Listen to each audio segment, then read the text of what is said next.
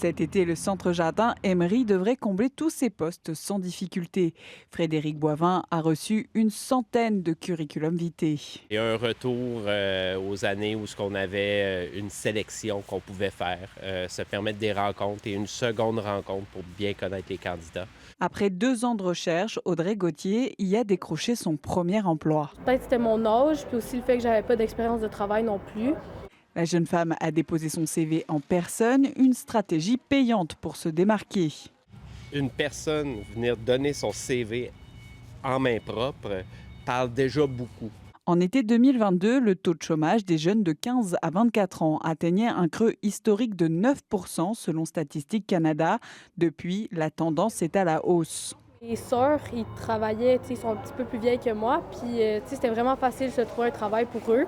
Mais moi, ça a vraiment été compliqué, là. En mars, le taux de chômage des jeunes était de 14,5% contre 5,7% pour l'ensemble de la population adulte. Faute d'employeurs pour la première fois en 20 ans, le Carrefour Jeunesse Emploi Outaouais a annulé un événement de réseautage. En fait, on n'avait aucune inscription d'un employeur et ça, c'est du jamais vu.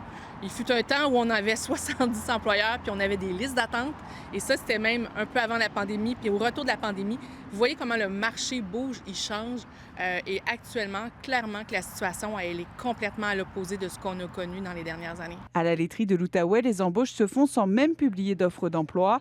Le nouveau camion cuisine mobilise 6 à 7 employés saisonniers. On a plutôt fait du bouche à oreille. Du côté de la crème glacée, c'est beaucoup le plaisir, le fun, l'été, les souvenirs.